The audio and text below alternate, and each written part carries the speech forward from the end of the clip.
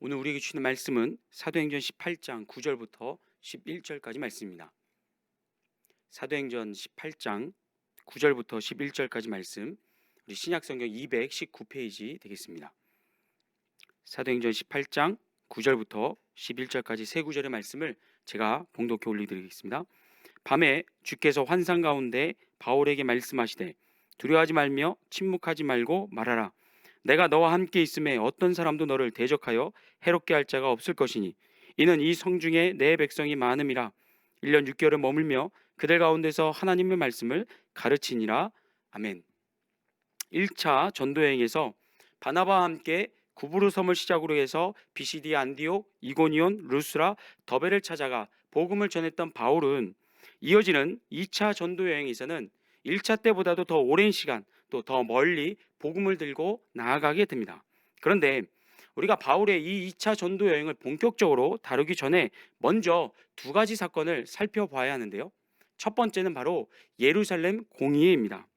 사도행전 15장에 기록되어 있는 이 예루살렘 공의회는 기독교 역사상 최초로 교회 지도자들이 한데 모여 회의했던 회의입니다. 주요 안건은 바울의 1차 전도 여행 이후에 불거지게 된 이방인의 구원 문제, 이것이 주요 안건으로 상정되어 있었는데요. 다시 말하면 이방인의 구원에 있어서 율법에서 명시하고 있는 할례를 반드시 행해야 되는가, 아니면 그렇지 않아도 되는가, 이 주제를 놓고 열띤 토론이 벌어지게 됩니다. 당시 예루살렘 이 공의회에서 구원의 조건으로서 이방인의 할례 여부를 심각하게 다뤘던 이유는 무엇이냐면, 그때까지만 해도 대부분의 교회 리더들과 성도들이 유대교의 배경을 가지고 있었던 유대인들이었기 때문입니다. 따라서 그들의 머릿속에는 이방인의 경우에 유대인들과 같이 율법을 지켜야 하지만 구원을 받을 수 있다라는 생각이 그들 안에 지배적이었는데요. 그러나 하나님의 강권적인 역사로 예수님을 믿게 되고 구원을 받았던 바울의 생각은 이와 달랐습니다. 바울은 율법의 준수와 관계없이 오직 예수님을 믿음으로만 구원을 얻는다라고 주장을 했었고, 이런 바울의 주장은 그의 개인적인 의견을 넘어서 하나님의 구원 계획이었습니다. 때문에 하나님께서는 예루살렘 공의회가 열리기 전에 사도행전 10장에 가면 베드로를 로마 백부장이었던 고넬료에게 보내어 복음을 전하게 했고요, 또 고넬료의 할례 여부와 관계없이 그를 성령으로 충만케 하심으로 이 유대인들이 갖고 있었던 이방인에 대한 그 베드로의 고정관념을 깨뜨려 주었습니다. 그러나 예루살렘 공의회에서 이런 베드로의 체험과 또 바울의 고백보다 사실 더 큰 영향력을 끼쳤던 것은 바로 성령의 역사였습니다. 말씀 같이 봅니다. 사도행전 15장 22절입니다. 이에 사도와 장로와 온 교회가 그 중에서 사람들을 택하여 바울과 바나바와 함께 안디옥으로 보내기를 결정하니 곧 형제 중에 인도자인 바사바라는 유다와 실라더라. 그 편에 편지를 붙여 이르되 사도와 장로된 형제들은 안디옥과 수리아와 길리기아에 있는 이방인 형제들에게 문안하노라. 자, 여기서 우리가 주목해 볼 단어는 이방인 형제들이라는 표현입니다. 이전까지 구약시대 이스라엘 백성들로부터 신약시대 유대인으로 오기까지 약 1500년이라는 이 긴 시간 동안 유대인들은 이방인을 짐승보다도 못한 존재로 취급하며 차별했었습니다. 그런데 이런 오랜 편견을 깨고 유대인들이 마침내 이방인들을 자신들의 형제 자매라고 받아준 이 사건은 너무나도 놀라운 일인데요. 계속해서 25절부터 26절을 보시면 사람을 택하여 우리 주 예수 그리스도의 이름으로 위하여 생명을 아끼지 아니하는 자인 우리가 사랑하는 바나바와 바울과 함께 너희에게 보내기를 만장일치로 결정하였노라. 무려 1500년 동안 유대인들의 생각을 지배하고 있었던 이방인들에 대한 고정관념을 깨뜨린 이 놀라운 사건이, 이 결정이 여러분 어떻게 이루어졌다라고 성경은 말씀합니까? 예루살렘 공회에 당시에 참여했던 모든 사도와 장로들의 만장일치로 결정되었습니다. 앞서 우리 말씀드렸듯이 회의 초반에는 이방인의 이 할례 여부를 놓고 격렬한 토론이 오고 갔었습니다. 당시 교회 지도자들은 찬성과 반대로 나뉘어서 좀처럼 의견 차이를 좁히지 못했었고요, 자칫하면 교회가 둘로 분열될 위기에 처해 있었습니다. 그런데 어떻게 이렇게 첨예하게 대립했었던 찬성과 반대의 두 마음이 하나가 되고 무려 1500년이라는 그 긴 시간 동안 갖고 있었던 고정관념, 편견을 깨뜨린 채 이방인을 만장일치로 형제로 받아줄 수 있었는가? 그 비결이 바로 25~8절에 나옵니다. 성령과 우리는 이 요긴한 것들 외에는 아무 짐도 너에게 지우지 아니하는 것을 옳은 줄 알았노니. 즉 이방인들을 향한 유대인들의 오랜 편견과 차별은 사람의 말재주나 재능에 의해서가 아니라 바로 성령님 안에서, 성령님의 은혜와 역사 속에서 마침내 그 마침표를 찍을 수 있었다는 겁니다. 물론 예루살렘 공의의 결정에 따라서 하루아침에 모든 유대인들이 다 자신들의 고정관념을 수정한 것은 아니었습니다. 그 이후에 진행되는 바울의 2차, 3차 전도행을 보게 되면 여전히 할례와 율법 준수를 구원의 조건으로 내세우는 거짓 선자들이 바울이 세운 교회들에 침투하여 거짓 복음을 퍼뜨리는 모습들을 우리는 적지 않아 찾아볼 수 있습니다. 그러나 예루살렘 공의회에서 만장일치로 이루어진 이 결정을 근거로 하여 바울은 이후로 거짓 선자들이 틀렸다라고 강력하게 비판할 수 있었고요. 또 이방인을 향한 이 복음 전파는 더욱 탄력을 받아서 로마 제국 전역으로 곳곳에 복음이 전파되는데 아주 큰 도움을 주게 됩니다. 이처럼 성령님의 도우심으로 유대인들이 이방인들을 형제로 받아준 이 예루살렘 공의회에 이어서 우리가 두 번째로 살펴볼 사건은 무엇이냐면 바로 바울과 바나바의 결별 사건입니다. 이 둘은 우리가 알다시피 1차 전도여행 때 전도대를 이탈한 마가를 놓고 심히 다투다가 결국에는 갈라서고 마는데요. 누구의 잘잘못을 따질 것 없이 우리가 여기서 주목해 볼 것은 뭐냐면, 여러분 당시 바울과 바나바 서로 다투었던 이 둘은 둘 다 신앙의 초보가 아니었다는 겁니다. 신앙의 위대한 전도자였고 또 영적인 리더로서 이미 그 명성을 갖고 있는 사람들이었습니다. 인물들이었습니다. 지난주에 살펴봤듯이 약 1년 4개월 동안 2200km를 다니며 복음을 전했던 이 1차 전도여행은 말로 표현할 수만큼 쉬운 여정이 아니었습니다. 강도와 맹수의 위험이 가득했던 타우루스 산맥을 2번이나 넘나들었고요. 곳곳에서 유대인들의 방해와 살해 위협을 받는 등 바울과 바나바 모두가 자신들의 생명을 아끼지 않고 하나님께 헌신한 전도자요, 또한 생사고락을 함께했던 너무나도 훌륭한 파트너였습니다. 그런데도 이 마가를 놓고 서로의 주장을 굽히지 않는 채 계속해서 다투고 반복하다가 결국에는 헤어지게 되는 이 모습은 우리에게 인간이 얼마나 연약한 존재이며 한계적인 존재인가를 보여주고 있습니다. 무사람들이 우러러보는 바울과 바나바 같은 그런 위대한 인물도 혈기를 부리고 다투고 연합하지 못한다면 평범한 우리야 그 정도가 얼마나 더 심하겠습니까?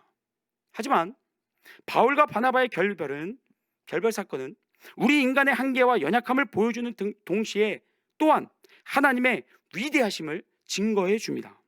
당시 바울과 바나바는 이방인 선교에 있어서 가장 최일선에서 가장 헌신적으로 사역하던 일꾼들이었습니다. 따라서 이 둘의 다툼과 헤어짐은 자칫 이방인 선교에 큰 차질을 불러올 수 있었습니다. 그러나 놀랍게도요, 지금 바울과 바나바가 보여주고 있는 인간의 나약함, 인간의 한계는 하나님의 사역에 전혀 조금도 방해가 되지 않습니다. 하나님은 그들의 한계보다 더 큰 능력으로, 더 큰 실력으로 바울과 바나바를 사용하셨고, 그 결과 오히려 2개의 전도팀을 통하여 더 많은 일꾼들이 하나님의 사역에 동원이 되었으며 복음은 더 넓게, 더 빠르게 땅끝을 향하여 전파되게 됩니다.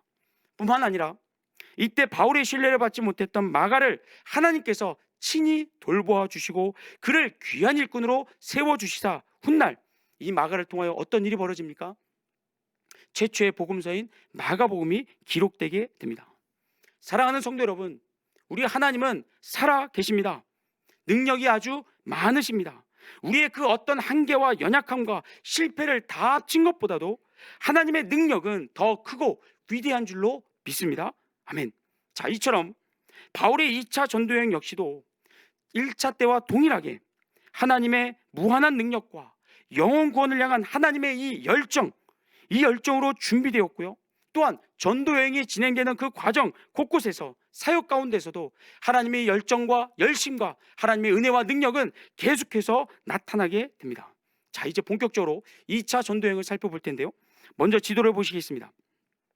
지금 보시는 지도는 2차 전도 여행의 경로들을 표시한 것으로서 수리아의 안디옥에서 바울과 결별한 바나바는 조카 마가를 데리고 1차 전도여행의 첫 행선지였었던 그 구브로 섬을 향해 나아갑니다.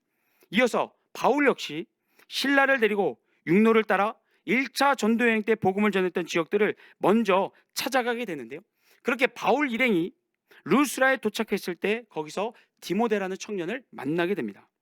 외할머니 로이스와 또 어머니 유니게 밑에서 믿음을 잘 훈련받았던 디모데는 그 이후에 바울의 영적 아들로 입양이 되어 평생 든든한 동역자로 함께하게 됩니다. 이후에 바울은 이고니온과 비시디아 안디옥을 재방문한 이후 원래는 계속 서진하여 소아시아 지역의 수도였던 에베소를 방문하는 목적을 갖고 있었습니다.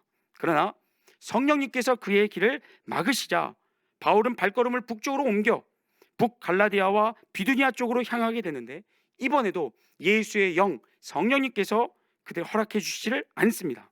이처럼 바울의 계획이 번번이 좌절되게 된 이유는 전도팀의 실질적인 리더가 바울이 아니라 하나님이셨기 때문입니다. 즉 하나님의 계획은 이 바울의 전도팀을 소아시아의 에베소나 지금의 터키 북쪽 지역으로 보내는 것이 아니라 바다 건너 에게해를 건너 마게도냐로 보내는데 그 목적이 있었습니다.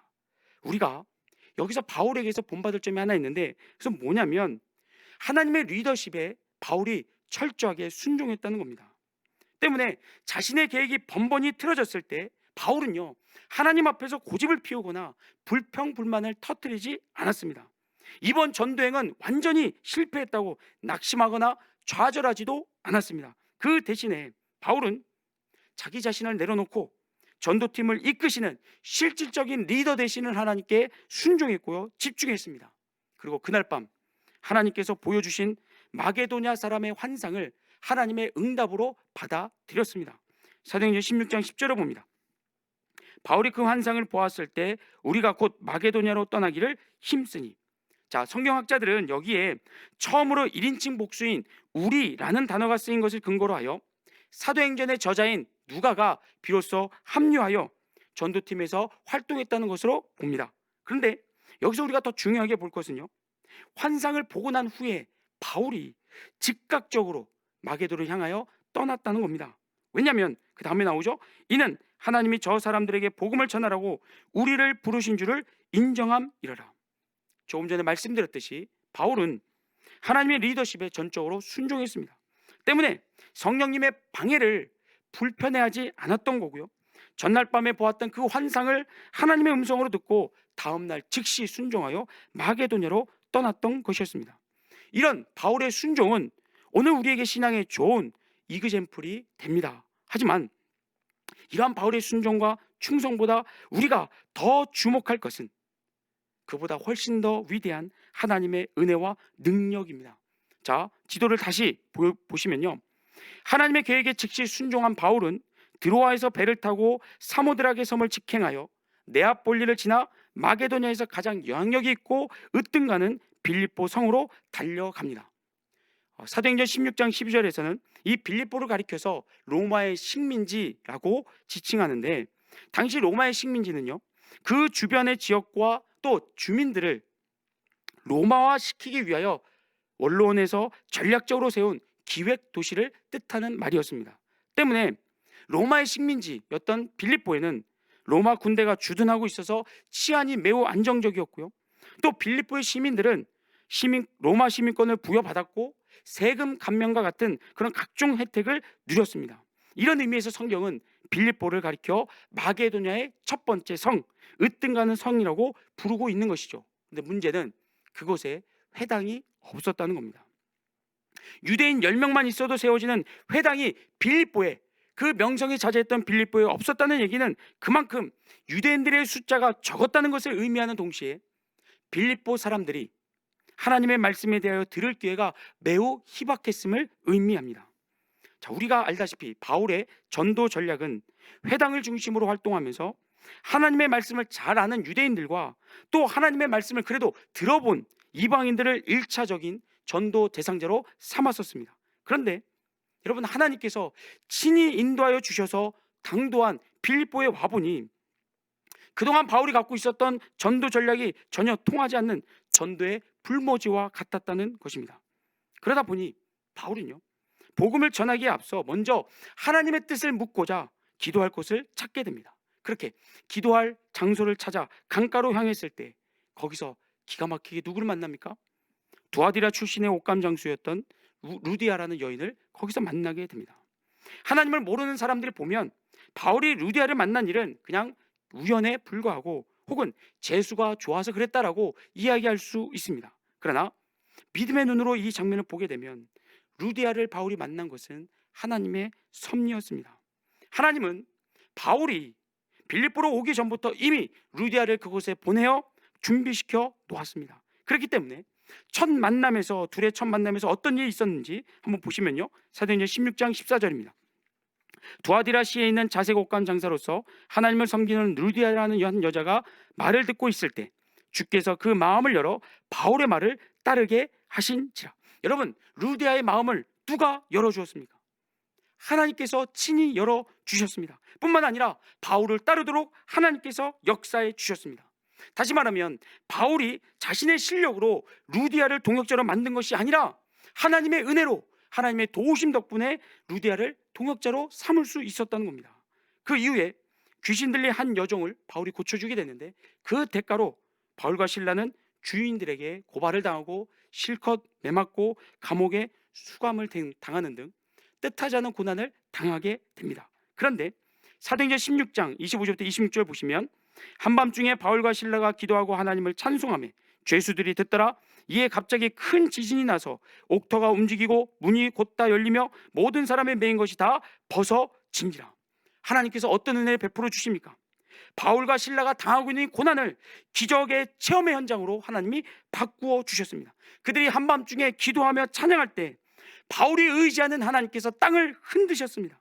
이에 옥문이 활짝 열렸고 그들의 발에 채워져 있었던 착고가 떨어져 나갔습니다. 그리고 이 엄청난 기적은 잠시 뒤에 간수와 가족들 모두 예수님을 구원자로 믿고 구원받게 되는 아주 결정적인 계기가 되게 됩니다. 자, 이후에 빌립보를 떠나 바울 일행은 로마의 고속도로를 따라 마게도냐 수도인 데살로니가로 향하게 되는데요. 그것에 도착해서 역시 회당을 중심으로 낮에는 일을 하며 경비를 충당했고 밤에는 복음을 전하는 그런 바울의 사역은 매우 성공적이었습니다. 하지만 유대인들의 시기와 반대에 부딪혀 결국에 데살로니가에서 얼마 사역하지 못하고 거기서 64km 떨어져 있었던 베레아로 급히 바울의 일행이 자리를 옮기게 되는데요. 베레아에 가서 역시 순탄하게 사역은 이어갔습니다. 그러나 데살로니가의 유대인들이 베레아까지 쫓아와서 회방을 놓는 바람에 바울은 디모데와 실라를 베레아에 놔둔 채 급히 홀몸만 혼자서 베레아를 빠져나오게 됩니다. 그리고 이후에 바울은 이제 아덴으로 향하게 되는데 철학의 도시며 또 종교심이 대단했던 아덴 사람들에게 바울은 그들이 섬기는 이름 없는 신을 브릿지 삼아서 복음을 전하게 됩니다. 하지만 쾌락주의를 신봉하는 에피쿠로스 학파와 또 금욕주의를 따르는 스토아 학파에 이미 양분되어 있었던 아덴 사람들은 바울이 전하는 복음에 별로 반응하지 않은 채 소수의 개종자를 얻는 데서 그치고 바울은 고린도로 향하게 됩니다. 자, 오늘날 고린도는요, 인구 3만의 작은 소도시에 불과합니다. 그러나 2000년 전으로 거슬러 올라가 보면 고린도는 바울이 찾아갔을 당시의 고린도는요, 무려 65만 명이 거주하는 대도시였고 화려함과 그 명성이 잦아 있었습니다. 왜냐하면 고린도 동편에 갱그레아 항구가 있었고 서편에는 레기움 항구가 있어서 아시아와 유럽으로부터 각양의 화물들이 쉴 새 없이 고린도로 몰려들었고 아가야와 마게도냐 지방 전역으로 고린도를 통하여 그 화물들이 보내졌습니다. 이런 지리적 이점 덕분에 일찍부터 고린도는 해상 무역의 중심지로 매우 번성했었고요. 여기에 더하여 로마의 초대 황제였던 아우구스투스가 고린도를 아가야 지방의 수도로 삼은 후로는 상업과 무역의 중심지를 넘어 정치의 중심지로서 더욱 이 도시가 발전하게 됩니다. 이와 함께 고린도는 또한 성적인 타락과 문란함이 대단한 도시였습니다. 아프로디테 신전에서 매춘 행위를 벌였던 천여 명에 가까운 여사제들을 비롯하여 다른 신전들과 또 시장 내에서도 이 매춘 행위가 버젓이 행해졌었습니다. 이처럼 바울이 고린도를 방문했을 때 고린도 도시는 마치 아브라함 시대의 소돔과 고모라처럼 세상적으로 봤을 때는 부족함이 전혀 없었고 모든 육체의 쾌락을 즐길 수 있는 죄악으로 가득한 곳이었습니다. 영적으로 이처럼 눈멀고 또한 죽어있던 고린도 사람들에게 하나님께서 바울을 보내어 복음의 빛을 비추게 하셨습니다. 그런데 바울이 사역에 임하기 전에 하나님께서는요, 홀로 와 있는 바울에게 먼저 은혜를 베풀어 주시는데 어떤 은혜였냐면 귀한 동역자를 그에게 붙여주십니다. 사도행전 18장 1절부터 3절입니다. 이후에 바울이 아덴을 떠나 고린도에 이르러 아굴라라는 본도에서 난 유대인 한 사람을 만나니 글라우디오가 모든 유대인을 명하여 로마에서 떠나라 한 고로 그가 그 아내 브리스길라와 함께 이달리아로부터 새로 온지라. 바울이 그들에게 가매 생업이 같으므로 함께 살며 일을 하니 그 생업은 천막을 만드는 것이었더라.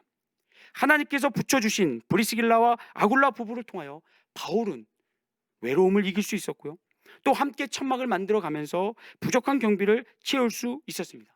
이후에 베레아에 두고 왔었던 실라와 디모데까지 고린도에 도착하여 전도팀에 합류함으로써 또 하나님께서 바울을 말씀으로 단단히 붙잡아 주신 결과 바울은 사기 충천하게 되었고 영적으로 지극히 어두웠던 이 고린도 땅에서 기죽지 않고 회당에 들어가 복음을 담대하게 선포할 수 있게 됩니다. 하지만 유대인들을 대상으로 했던 바울의 첫 번째 사역은 이내 유대인들의 강력한 반대에 부딪히고 맙니다. 사도행전 18장 5절부터 봅니다.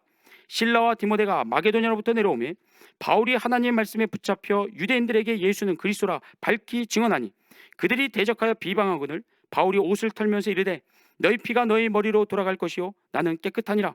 이후에는 이방인에게로 가리라 하고 거기서 옮겨 하나님을 경외하는 디도 유스도라 하는 사람의 집에 들어가니 그 집은 회당 옆이라. 또 회당장 그리스도가 온 지방과 더불어 주를 믿으며 수많은 고린도 사람도 듣고 믿어 세례를 받더라. 자, 여기까지만 보면 비록 초반에는 유대인들의 반발이 심하긴 했어도 회당장 그리스도를 비롯하여 유대인들에게서 얻은 사역이 적지 않았고요, 또 비유대인들 사이에서는 보다 긍정적이고 고무적인 성공을 거둔 것처럼 보이게 됩니다. 그런데 이 다음에 곧 이어서 나오는 오늘 본문 말씀을 보시게 되면 앞에서 보여지는 이런 긍정적인 분위기와는 정반대의 어두운 모습이 펼쳐지게 됩니다. 사도행전 18장 9절입니다. 밤에 주께서 환상 가운데 바울에게 말씀하시되 두려워하지 말며 침묵하지 말고 말하라. 여러분, 하나님께서 지금 바울에게 뭐라고 말씀하십니까? 두려워하지 말며 침묵하지 말라, 이렇게 말씀하신 이유가 무엇일까요? 그렇죠, 지금 바울이 뭔가 두려워하고 있는 겁니다. 두려움에 사로잡혀서 침묵하고 있었다는 거죠. 그럼 대체 바울이 두려워했던 것이 무엇이었는가? 10절입니다. 내가 너와 함께 있음에 어떤 사람도 너를 대적하여 해롭게 할 자가 없을 것이니 이는 이 성중에 내 백성이 많음이라. 바울이 두려워했던 것은 바로 바울을 대적하는 자들의 협박과 괴롭힘이었습니다. 바울은 회당을 떠나면서 발의 먼지를 떨어버렸습니다. 이제 너희는 나와 상관이 없다라고 얘기했습니다. 그러나 유대인들은 거기서 멈추지 않았습니다. 더욱더 집요하게, 더욱더 잔인하게 바울을 괴롭혔고 그를 못살게 굴었다는 겁니다.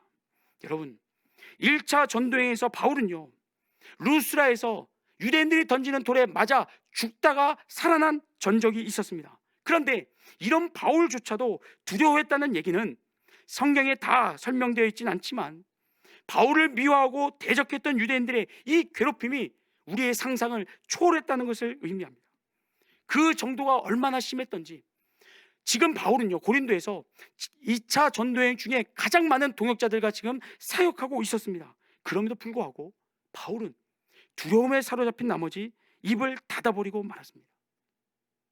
복음을 전하지 않으면 원수들의 협박과 괴롭힘을 피할 수 있기에, 그것이 유일하게 고통당하지 않는 길이었기에 바울은 침묵하고 있었다는 겁니다. 그런데 이렇게 침묵하고 있었던 바울에게 하나님께서 어떻게 역사하십니까? 11절입니다. 1년 6개월을 머물며 그들 가운데서 하나님의 말씀을 가르치니라. 여러분, 바울은 두려워했습니다. 그래서 복음을 전하지 않기로 다짐하고 침묵했습니다. 하지만 바울의 침묵은 오래가지 않았다는 겁니다. 상황은 변하지 않았습니다. 그의 원수인 유대인들의 반발과 적대심, 괴롭힘과 협박은 여전했습니다. 그러나 놀랍게도 바울은 모든 두려움을 다 떨쳐내고 다시 입을 열어 예수 그리스도의 복음을 담대하게 선포했습니다. 지금까지 한 번도 겪어보지 못했던 가장 큰 두려움을 안겨주었고 그를 슬럼프에 빠뜨렸던 그 고린도에서 바울은요 무려 1년 6개월이라는 그 시간 동안에 긴 시간 동안 버티면서 복음을 전할 수 있었습니다. 사랑하는 성도 여러분, 대체 바울이 어떻게 이렇게 두려움을 떨쳐내고 스스로 닫았던 입을 열 수 있었을까요?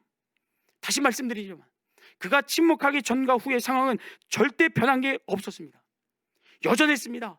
유대인들의 핍박과 유대인들의 협박은 여전했습니다. 그럼에도 불구하고 어떻게 바울이 용기를 내어 그 두려움을 이겨낼 수 있었을까?